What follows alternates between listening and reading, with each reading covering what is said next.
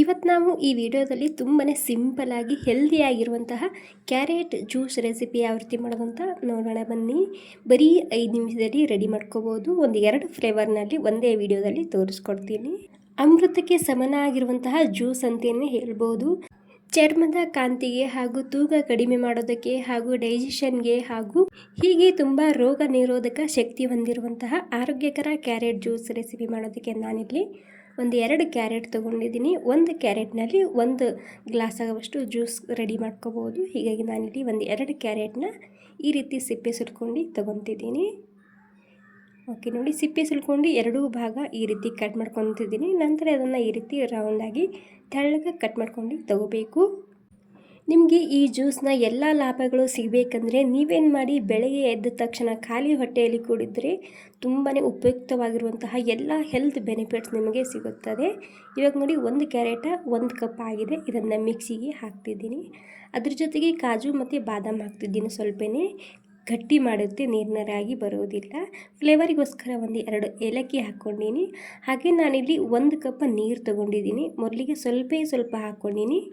ಎಲ್ಲನೂ ಒಂದೇ ಸಲ ಹಾಕಿದರೆ ಅಷ್ಟೊಂದು ಸರಿಯಾಗಿ ಸ್ಮೂತಾಗಿ ಬರೋದಿಲ್ಲ. ಹೀಗಾಗಿ ಸ್ವಲ್ಪ ಹಾಕ್ಕೊಂಡು ಸ್ಮೂತಾಗಿ ರುಬ್ಕೊಂಡು ಮತ್ತೆ ನೀರು ಹಾಕ್ಕೊಂಡು ರುಬ್ಕೋಬೋದು. ನಾನಿಲ್ಲಿ ಸ್ವೀಟ್ಗೋಸ್ಕರ ಒಂದು 2 ಚಮಚ ಬೆಲ್ಲ ಹಾಕ್ತಿದ್ದೀನಿ.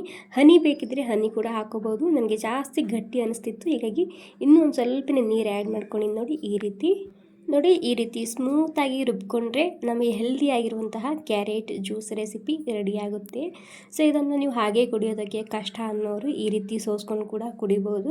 ದೊಡ್ಡವರಾದರೆ ಹಾಗೆ ಕುಡಿಬೋದು. ಮಕ್ಕಳು ಅಷ್ಟೊಂದು ಇಷ್ಟಪಡೋದಿಲ್ಲ ಹಾಗೆ ಕುಡಿ ಅಂದರೆ.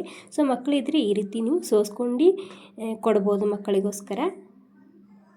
ಈ ಬಂದಿರೋಂತಹ ಪೇಸ್ಟ್ ನೀವೇನು ಮಾಡಿ, ಪರೋಟ ಮಾಡ್ತೀರಲ್ವ ಅಥವಾ ಚಪಾತಿ ಮಾಡ್ತೀರಲ್ವ ಅದಕ್ಕೆ ಹಾಕ್ಕೊಂಡು ಚಪಾತಿ ಹಿಟ್ಟು ನಾದ್ಕೋಬೋದು. ಹೆಲ್ದಿಯಾಗಿರುವಂತಹ ಕ್ಯಾರೆಟ್ ಜ್ಯೂಸ್ ರೆಸಿಪಿ ರೆಡಿಯಾಗುತ್ತೆ. ತುಂಬಾ ಹೆಲ್ತ್ ಬೆನಿಫಿಟ್ಸ್ ಹೊಂದಿರುವಂತಹ ಸೂಪರ್ ಜ್ಯೂಸ್ ರೆಸಿಪಿ ಅಂತಲೇ ಹೇಳ್ಬೋದು. ಇವಾಗ ಇನ್ನೊಂದು ಫ್ಲೇವರ್ನಲ್ಲಿ ಮಾಡಿ ತೋರಿಸ್ತಿದ್ದೀನಿ. ಅದಕ್ಕಾಗಿ ಇಲ್ಲಿ ಮತ್ತೆ 1 ಕ್ಯಾರೆಟ್ನ ಕಟ್ ಮಾಡ್ಕೊಂಡು ಮಿಕ್ಸಿ ಜಾರಿಗೆ ಹಾಕ್ತಿದ್ದೀನಿ. ಅದ್ರ ಜೊತೆಗೆ ನಾನಿಲ್ಲಿ ಒಂದು ಸ್ವಲ್ಪನೇ ಬರ್ಫ್ ಹಾಕ್ತಿದ್ದೀನಿ. ಹಾಗೆ ಏಲಕ್ಕಿ ಹಾಕ್ತಿದ್ದೀನಿ ಫ್ಲೇವರಿಗೋಸ್ಕರ ಒಂದು 2, ಮತ್ತು ಸ್ವೀಟ್ಗೋಸ್ಕರ ಒಂದು 2 ಚಮಚ ಬೆಲ್ಲ ಹಾಕ್ತಿದ್ದೀನಿ. ಬೇಕಿದ್ರೆ ಇಲ್ಲಿ ಕೂಡ ಹನಿ ಕೂಡ ಹಾಕೋಬೋದು. ಇದಕ್ಕೆ 1 ಕಪ್ ಆಗುವಷ್ಟು ಹಾಲನ್ನ ಹಾಕೋಬೇಕಾಗುತ್ತೆ. ಈ ಹಾಲು ಕೂಡ ಅಷ್ಟೇ ಸ್ವಲ್ಪ ಹಾಕ್ಕೊಂಡಿದ್ದು ನಾನು ಮೊದಲಿಗೆ. ಒಂದು ಸ್ವಲ್ಪ ಇದನ್ನು ಹಾಗೆಯೇ ಮೊದಲಿಗೆ ರುಬ್ಕೊಂಡು ತಗೋಬೇಕು. ನಂತರ ಮಿಕ್ಕಿದಂತಹ ಹಾಲನ್ನ ಹಾಕ್ತಿದ್ದೀನಿ. ಓಕೆ, ನಮ್ಮ ಹೆಲ್ದಿಯಾಗಿರುವಂತಹ ಕ್ಯಾರೆಟ್ ಸ್ಮೂತಿ ರೆಸಿಪಿ ರೆಡಿಯಾಗುತ್ತೆ ನೋಡಿ. ಸೂಪರಾಗಿರುತ್ತೆ ಟೇಸ್ಟು. ಸೊ ಹಾಗೆ ಕುಡಿಯೋದಕ್ಕೆ ಇಷ್ಟ ಇಲ್ಲ ಅನ್ನೋರು ಸೋಸ್ಕೊಂಡು ಕೂಡ ಕುಡಿಬೋದು. ಮಕ್ಕಳಿಗೆ ಕೂಡ ಇದ್ದರೆ ಮಕ್ಕಳಿಗೆ ಕೂಡ ಈ ರೀತಿ ಸೋಸ್ ಕುಡಿ, ಅವರು ಆರಾಮಾಗಿ ಜ್ಯೂಸ್ ಥರ ಕುಡಿತಾರೆ. ತುಂಬಾ ಹೆಲ್ದಿಯಾಗಿರುತ್ತೆ. ಓಕೆ, ಈ ಹೆಲ್ದಿ ರೆಸಿಪಿ ಇಷ್ಟ ಆಗಿದ್ರೆ ಒಂದು ಲೈಕ್ ಮಾಡಿ. Thank you.